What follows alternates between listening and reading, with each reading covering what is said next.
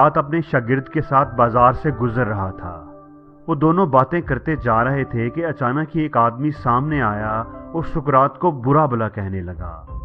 वो आदमी गुस्से से लाल पीला हो रहा था और मुसलसल सुकरात के साथ ऊल फूल बक रहा था। सुकरात उस आदमी की बातों का कोई जवाब दिए बगैर मुस्कुराते हुए उसके पास से गुजर गया।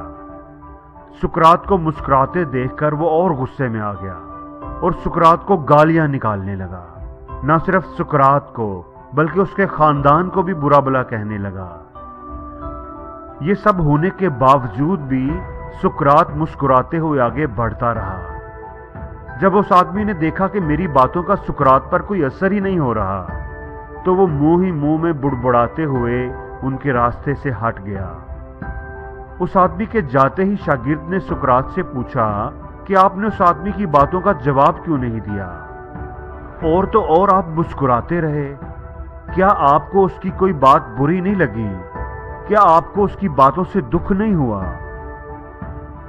सुकरात ने शागिर्द की तरफ एक नजर देखा, लेकिन उसकी बात का जवाब देने की बजाय उसे अपने पीछे आने का इशारा किया। शागिर्द खामोशी से उसके पीछे चलने लगा। वो दोनों चलते चलते सुकरात के घर तक पहुंच गए। शागिर्द को बाहर रुकने का इशारा करके सुकरात अंदर चला गया। थोड़ी देर बाद वो वापस आया तो उसके हाथ में एक मैला सा बदबूदार तौलिया और कुछ कपड़े थे जो लगता था कि किसी कचरे के ड्रम से निकाले गए हैं।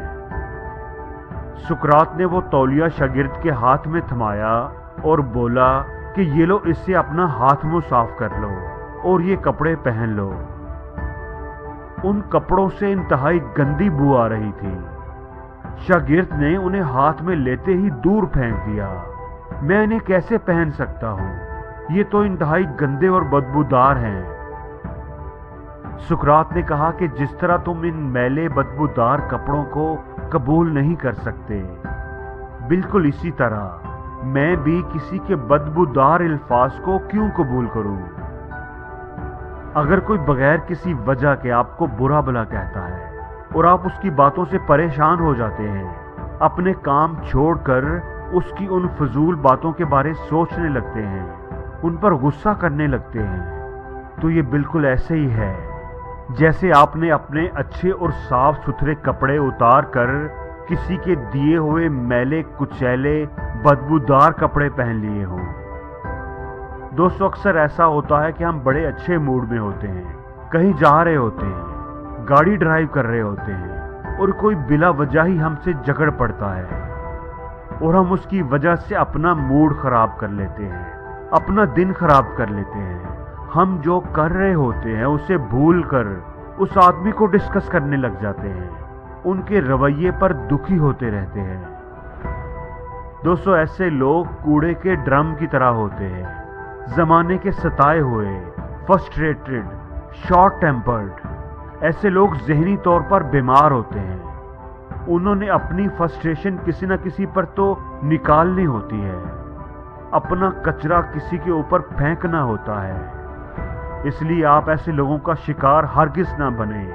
अगर कोई कूड़े का ड्रम आपको नजर आए तो उससे बच बचाकर मुस्कुराते हुए उसके पास से गुजर जाए।